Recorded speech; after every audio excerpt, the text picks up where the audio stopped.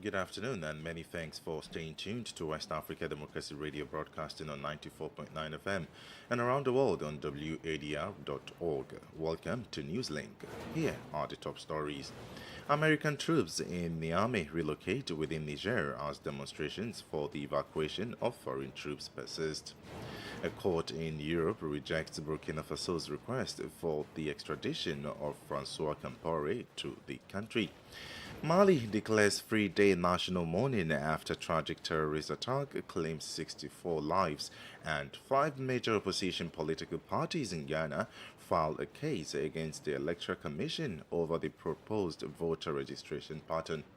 Acquiring a voter ID card affirms one's right to vote, and access to a voter ID card should be easy and not limited by location. Every Ghanaian deserves the chance to exercise this democratic right. I strongly urge the Electoral Commission to facilitate the registration exercise in all its electoral areas.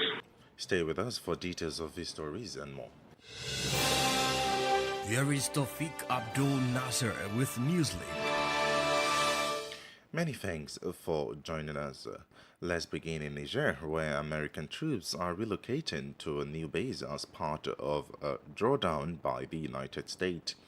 A directive from the Pentagon on Thursday also ordered the relocation of equipment, while a small number of non-essential personnel will soon make their way out of the Sahelian country. Washington says the decision, which is the first major move in Niger since the July 26 coup, is out of an abundance of caution. Abdullahi Hassan completes the story. The American troops under Pentagon's directive will reposition within Niger from Air Base 101 in Niamey to Air Base 201. The new base, built at the cost of $100 million, is located in Agadez in the northern region of the country. Reuters, citing sources familiar with the matter, said this consolidation represents a prudent military planning to safeguard U.S. assets while continuing to address the threat of violent extremism in the region. This repositioning does not change the U.S. overall force posture in Niger and will continue to review all options as it assesses a way forward, the officials added. The sources declined to comment on other reasons for the relocation, but in recent days, supporters of the junta have called for the immediate evacuation of French troops from the uranium-rich country. Like the Americans with 1,100 troops, France had deployed some 1,500 soldiers to help Niger fight jihadists. It was reported that over the past decade, America has trained Nigerian forces in counter-terrorism and conducted drone missions against terrorist groups. But reacting to the July 26 coup, military training and certain assistance programs for Niger were put on hold by the American government. Recall the new U.S. ambassador to Niger, Kathleen Fitzgibbon, arrived in Niamey last month in the midst of diplomatic friction between Niger and its international partners. Abdullahi Hassan filed that report. Meanwhile, Burkina Faso's request for the extradition of Francois Compaoré, the younger brother of former exiled president, has been rejected by the European Court. The court announced this decision on Thursday.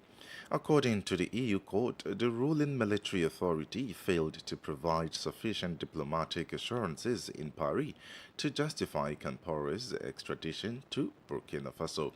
Martisi has more in this report. The European Court essentially based its refusal on the validity and reliability of the diplomatic assurances provided by Ouagadougou following the 2 successive coups in the country. The court particularly observed what it called the radically renewed political context founded by the second transitional government by the new Burkinabe head of state, Captain Ibrahim Traoré. The government, which was informed of the applicant's latest observations on this point, dated October 19, 2022, is yet to respond. The European Court further underlined the risks of approving Francois Compaoré's extradition to include his detention far from the Ouagadougou Correction Center reserved for personalities or his sentencing to an irreducible prison term. The legal situation then ruled that the younger brother of Blaise Compaoré cannot, in the current state of affairs, be proceeded with his extradition to Ouagadougou. While the former president has been exiled to Côte d'Ivoire since the fall of his regime, his younger brother is in France. Francois Compaoré is being prosecuted prosecuted for inciting the murder of journalist Norbert Zongo and his 3 friends. Marty C. reporting there. Fresh and breaking news all the time. Hear it first as the news breaks, only on West Africa Democracy Radio. NewsLink continues. Let's now head to Mali as the authorities declare 3-day period of national mourning following a tragic dual terrorist assault that occurred on Thursday, resulting in the loss of 64 lives. The initial attack was directed at a vessel transporting both passengers and cargo, while the second strike targeted a Malian military outpost. This incident stands as the deadliest assault since the military assumed power 3 years ago. The vessel known as Tumbuktu, which operated as a crucial shuttle service connecting the central and northern regions of the country, fell under attack on Thursday. The toll was devastating, with 49 innocent civilians losing their lives and several others sustaining injuries. The vessel itself also suffered significant material damage. Authorities promptly organized the evacuation of passengers, some of whom required medical attention. Simultaneously, a second assault occurred against a military position situated in the Bamba locality within the northern Gao region. In this attack, 15 soldiers lost their lives, with others sustaining injuries. Authorities swiftly arranged for the evacuation of wounded soldiers and the securing of the attack site. This grim incident has plunged the nation into mourning. We remain in Mali as authorities are stepping up in the fight against corruption as the anti-graft agency continues to make arrests. Already, several prominent figures under the regime of former President Ibrahim Boubacar Keïta are in detention awaiting trial. On Thursday, the former president of the High Court of Justice, Abdurrahman Yang, was placed under a committal order. He is accused of alleged financial embezzlement. Oge Obierika reports. The list of former public officials arrested in the name of the fight against corruption continues to grow. The former president of the High Court of Justice, under the late Ibrahim Boubacar Keïta, spent his first night in custody on Thursday. After being questioned by the Economic and Financial Division, Abdurrahman Yang was placed under a committal order. He is now being held in Bamako Central Prison before his trial on charges of alleged misappropriation of public funds. The campaign launched by the transitional authorities to fight against corruption has led to the arrest of several former public figures, including ministers and the former president of the National Assembly. They are all accused of allegedly damaging public property. Judicial sources reveal that several other former dignitaries and civil servants are being targeted by the Economic and Financial Division. Gilby Erika with that report.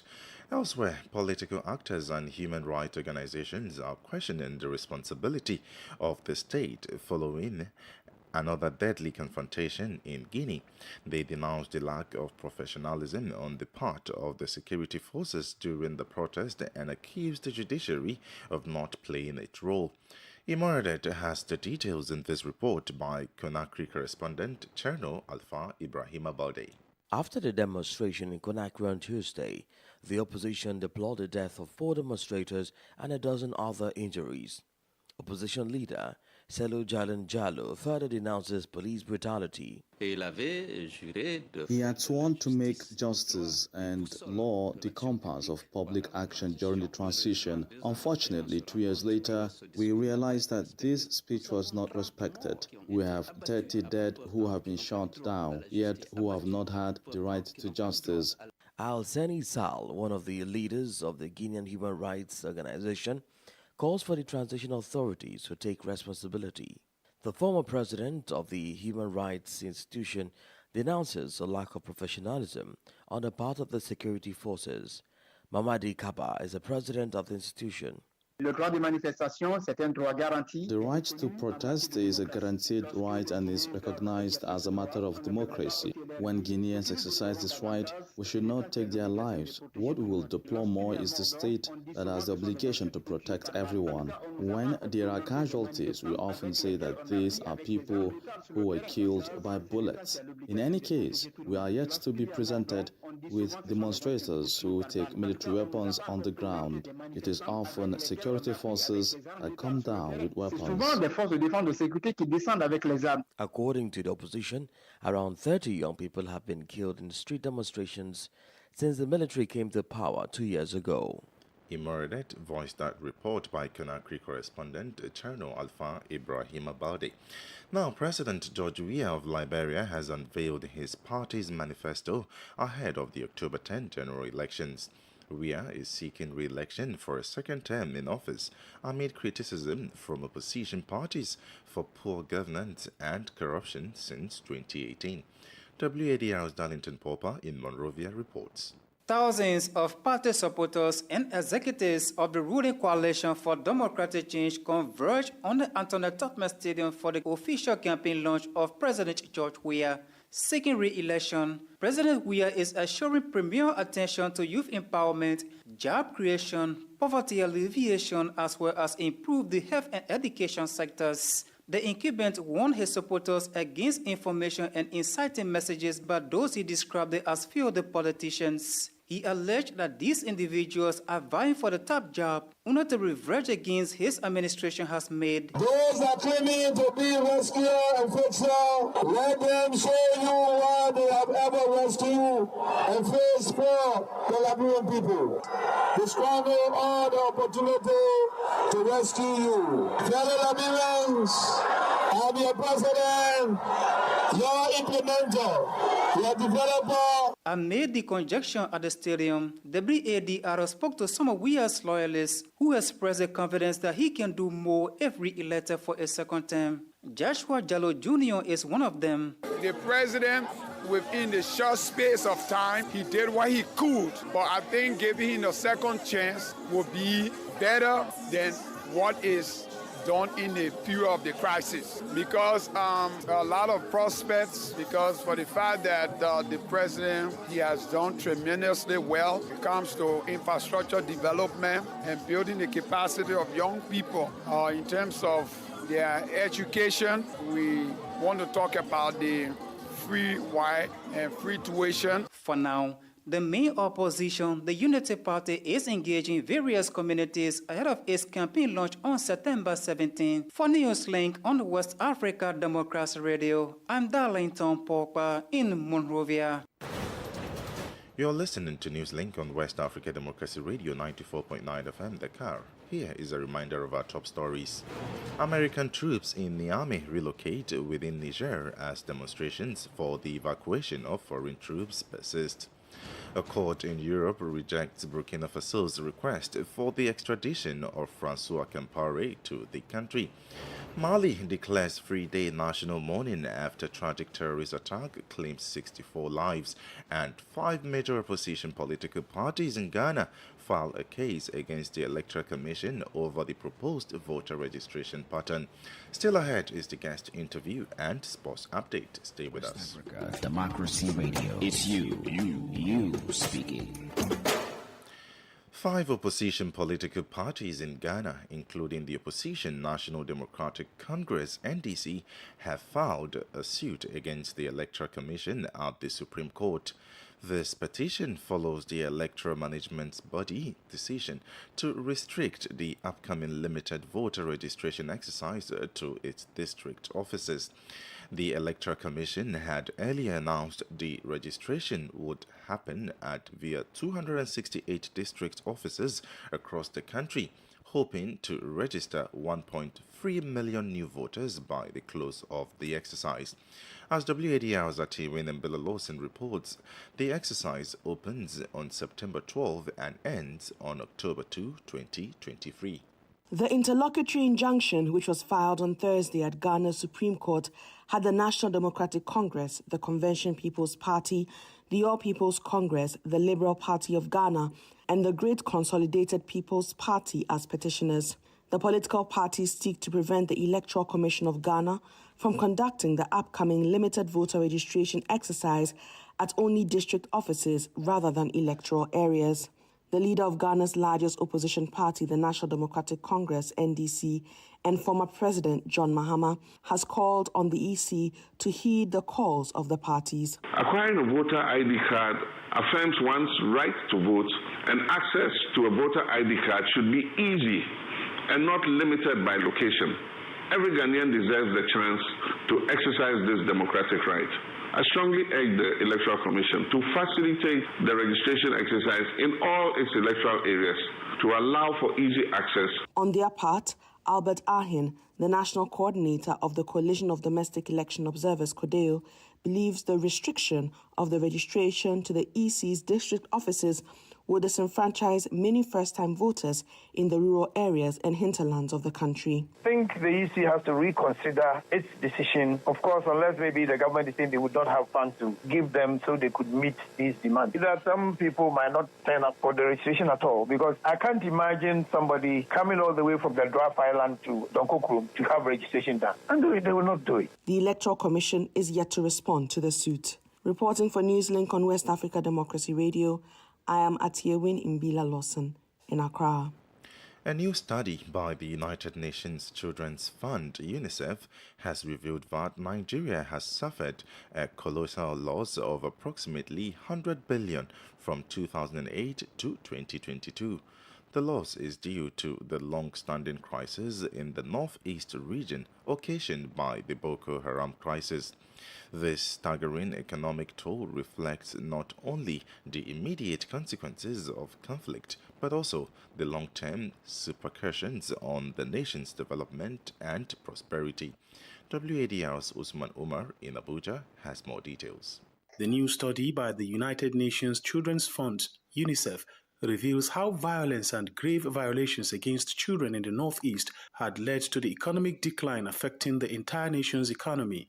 Speaking on the report, UNICEF representative in Nigeria, Ms. Christian Munduate, said the $100 billion United States dollars economic impact of the ongoing conflict in northeast Nigeria is not just a financial loss, but a humanitarian tragedy, especially for school children. This UNICEF report reveals harsh in Nigerian economy as of 2021 was 2.5% smaller than it would have been without. And this is something. This translates to a cumulative loss of $100 billion. Way too much. Professor Babagana Umara Zulum, governor of Borno State, represented at the event by his chief advisor, Ambassador Adamu Abbas, while calling for more funding for security, said there is need for swift action to tackle the root cause, which is insecurity. We need to put more funds in security. I know security is within the exclusive list of the federal government. Yeah, but at the state level, they have their own mechanisms to assist in the security setup. In its recommendations, the UNICEF calls on the government to ensure the perpetrators of grave violations are held accountable, invest in prevention efforts to prevent recruitment by non-state armed groups, finance safe schools, and make financial commitment to the protection of children against violence, abuse, and neglect. For NewsLink on West Africa Democracy Radio, Usman Umar reporting from Abuja. Politics, analysis on major news, social matters, and all. This is A Guest. Our guest interview shifts its focus back to Niger, where American troops are in the process of moving to a new base as part of a United States drawdown effort. A directive issued by the Pentagon on Thursday also mandates the relocation of equipment, while a small number of non-essential personnel will soon depart from the Sahelian country. Washington justifies this decision as an abundance of caution, marking it as the making it the first significant move in Niger since the July 26 coup. This relocation has sparked a division of opinions in the sub-region. Some view it as a sign of a strong connection between Niamey and Washington, while others speculate that recent protests in Niamey demanding the withdrawal of French troops from the country may have influenced the decision. Joining us for insight on this development is Morgan Asoba, an expert in international relations. Well, this development shows definitely that there is movement in Niger and that the interest of the U.S. is still quite vibrant in Niger, and there is a need of reorganizing everything because the current dynamics put in place a kind of competitive atmosphere, and so far when it comes to all the foreign powers that have been having serious and critical interest in Niger, the United States of America seems to be the one dealing with the fact on the ground in a manner that its interests are well defended. So this movement falls in line with defending firmly the interests of the United States of America in Niger.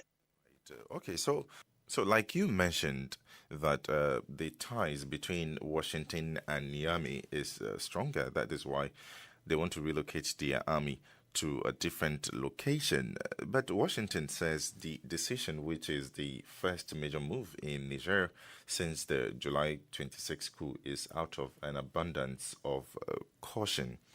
Do you think the numerous protests for the French military to leave Niamey also influenced that decision?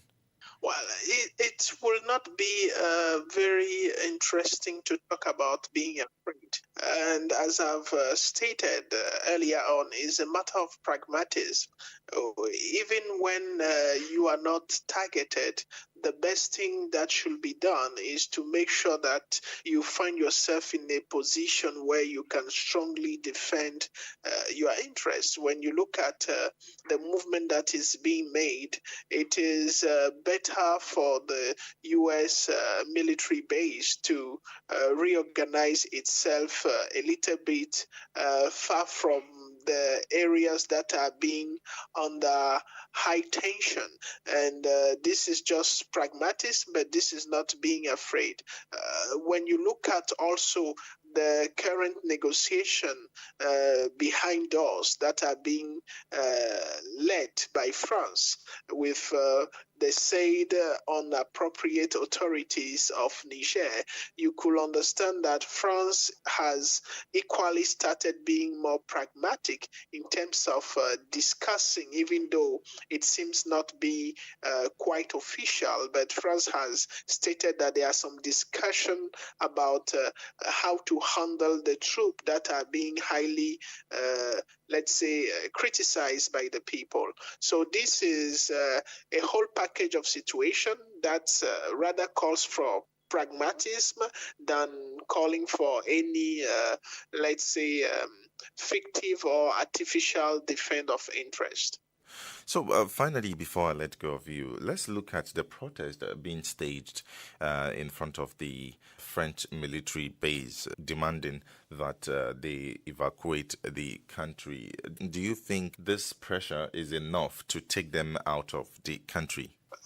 It's not just that pressure. It is a combination of all the various pressures that are coming from everywhere. You know, currently on the ground, we just see the pressure of the people of Niger towards the French militaries. But when you go back to France, there will be definitely the pressure of the French people, be it in the parliament or even those people who have their brothers and sisters being currently in Niger and defending their interests, their families waiting for their brothers and sisters. So all these things put together, taken into consideration, are critical reason for France to reconsider its position towards maintaining any French military in Niger. So this is not just the pressure from the people in the street,